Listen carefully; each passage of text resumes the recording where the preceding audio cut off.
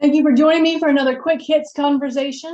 Today, I would like to talk about how can you catch yourself in self-delusion, or put a different way, how do you know if you're lying to yourself? Stewart, kick us off. Sure. It depends on your level of self-awareness, to be quite candid. If you lack the ability to be aware of your surroundings, be able to take the cues from those around you, not just verbally, but physically, then you can get caught up in self-delusion. And it really depends on how you measure success. I mean, the real measure is if your successes start to become less and your failures become more, do you have the ability to look at that and say, there's something wrong here? And I think some people delude themselves and say, oh, it's not me, it's them. Amanda, I see you nodding. Jump in.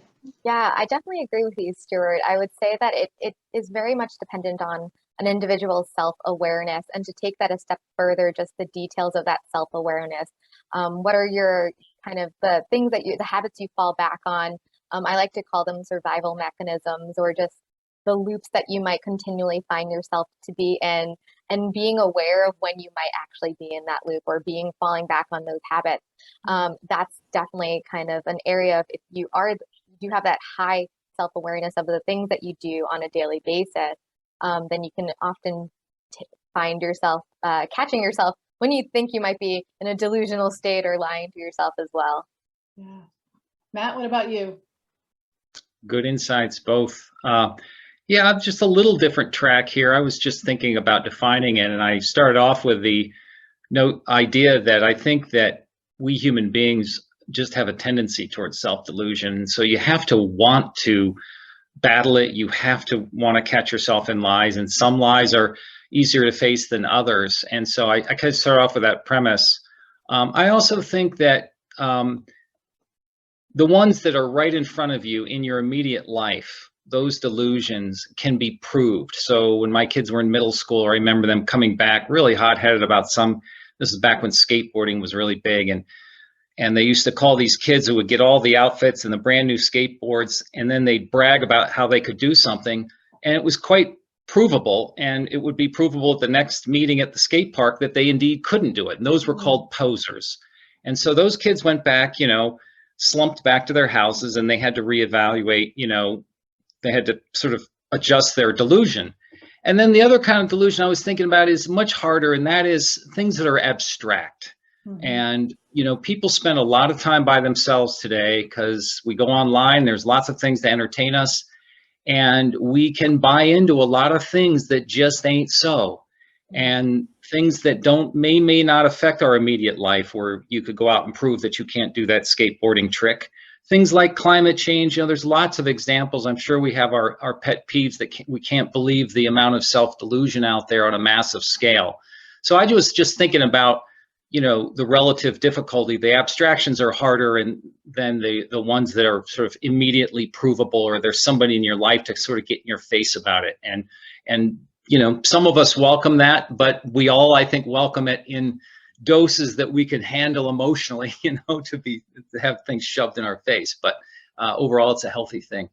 It sounds like what we're saying is that in order to catch yourself in self-delusion is you have to get outside influence, whether that's actively sought out by doing research into something that maybe is on the opposite side of what you personally believe, or, as you said, Stuart, paying attention to the cues that you're getting from other people. So how might we do a better job of noticing that or actively seeking it out?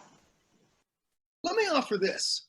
If you have a leadership role, are you more susceptible, particularly a senior leadership role, are you more susceptible to self-delusion because the people around you are maybe less willing to give you that candid feedback that Matt talked about to keep you on the right track? I think if you surround yourself with yes men or yes women, absolutely. I'm a firm believer that every leader should have someone around them that they trust enough to not be afraid to make them angry. And so I'm that person for a lot of my clients. Like, they trust me to not be afraid of their anger. Sure. But if you get mad at people when they try to kind of put that mirror up and say, hey, maybe, then you're not going to get that feedback. And you're right, Stewart, the higher you up the ladder, the more likely you are to not get that kind of feedback if you don't seek it actively. That's just my little play on the fact that I think that, when we talk about people in leadership positions, if we don't prepare them for the rigors of that role, then they could very easily get sucked into that self-delusion. Mm-hmm. Because it becomes a self-fulfilling prophecy. I'm good. I'm good. I'm good. And that circles us back to the question, right? How do you actively seek out your self-delusion and kind of find it so you can remove it? I think, honestly, it's really being open to doing the work on yourself. And if you want to be a great leader, doing the work individually to be a great leader and understanding what are the things that you fall back on, what are the loops that you get in, what are the habits that you consistently go back and fall into that might very well have brought you to a number of successful endeavors in the past, but might not necessarily work for you moving into the future. And so considering what are the things that have worked for you in the past, and then also what kind of leader do you want to be in the future, and being open to the communication, being open to the feedback, and being very self-aware of just what has worked for me in the past and what potentially how can I transform as a leader and as an individual for the future to benefit not only myself in an organization, but the organization as a whole. Yeah, making that space for growth, right? That growth mindset, I think, is part of what we're saying, is being willing to grow. And so many people get stuck in that fixed mindset where they feel like, well, this is who I am, I can't change it anyway, which is a self-delusion in and of itself. Exactly. Or even just, this has worked for me so much in the past, so why change it? And that's definitely something that a lot of people fall back on. Just, well, this has worked for me, so why would I try to change it? Mm-hmm. Mm-hmm. I think that's why failure is so important throughout your life and career. Because if you have too much success early on, then it could be very easy to think that you know best, and just supports that self-delusion. We see that in the sports field, right? Where the athletes who are really, really good all the way from peewee, whatever, up through high school, even college, and then they get in the pros and they wash out because they just can't make that last step because what's worked for them isn't working anymore. Absolutely. Yeah. Matt, what are your thoughts on these last couple of topics we brought up? Yeah, I think it's hard to break out of it. That's why there's been books written about, corporate leaders often have sociopathic tendencies because they've had a whole string of successes being a dictator. And, Steve Jobs comes to mind, and he broke all the rules. He designed first and engineered second, and we now have an iPhone because of it. And he just, I'm doing it my way, and I don't care what anybody thinks. And, he was just, he's the example that comes to mind. So it's weird. Sometimes it actually works to be self-deluded like that. Well, it works in so much as like that is an example of it works. But I do find that we hold up some of these leaders as great examples, and they're actually horrible human beings. I wouldn't want to work there. No, me either. So I think that that's an interesting point, is that, are you looking for the capital success that somebody like Steve Jobs is an example of, or are you looking to be more of a human? And I unfortunately, I think that dichotomy that we've just created drives people to be less kind than maybe they could, which may or may not be related to self-delusion.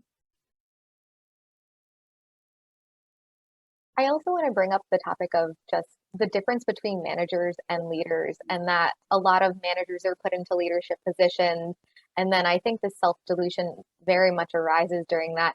And you have a bunch of direct reports, you're supervising large teams, and you think that you're in a leadership position and acting as a leader. However, you really have just been a very good manager and potentially great at getting tasks done. But that doesn't necessarily mean that you're actually enrolling your followers, so to speak, the people that are working with you, on the greater vision. And I think that you need to be self-aware and not be in this delusional state of lying to yourself to be a great leader. And we find that, I think that often a lot of managers that we find aren't great leaders because there's a lack of self-awareness and this delusional state that they might be more often in. Yeah, well, that's a great place for us to end it. That is our 10 minutes. Thank you so much for having this conversation with me. I appreciate it, and I look forward to the next one. Thank you. Thank you.